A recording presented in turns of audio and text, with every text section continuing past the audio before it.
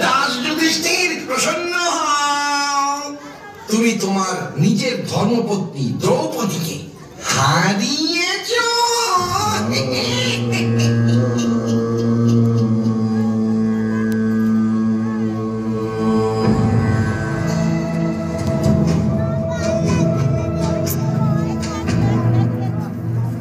দুঃশাসন, নিয়ে এসো ওই দাসী দ্রৌপদীকে এই রাজসভায়।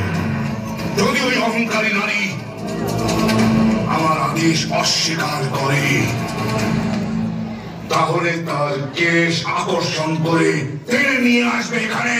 দুঃশাসন, মৌন থাকো, মৌন থাকো দাস। তোমরা কেউ কিছুই করতে পারবে না। তোমরা সবাই ধর্মের বন্ধনে আবদ্ধ।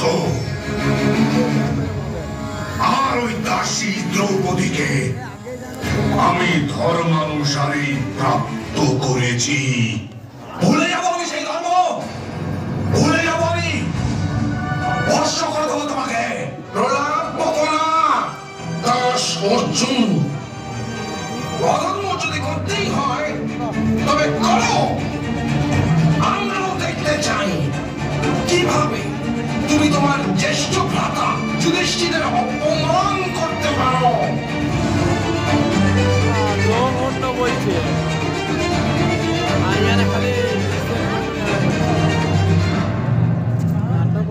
বলে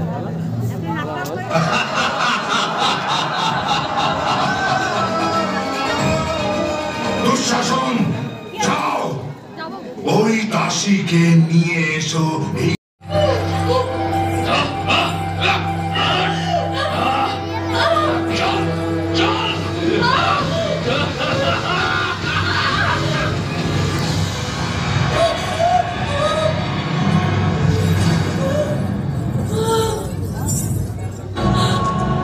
অহংকার চূর্ণ হলে সর্বপ্রথম মুখ কালিমা লিপ্ত হয়।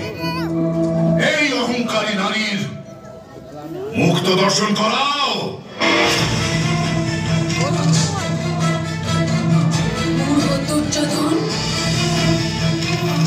আমি যজ্ঞ থেকে উদ্ভূত যজ্ঞসেনী। আমাকে তুমি দাসী বানাতে পারবে না, কারণ আমি সেটা স্বীকারই করি না, মান্য করি না। দুঃশাসন, যে প্রকার এই নারী ইন্দ্রপ্রস্থের সভায়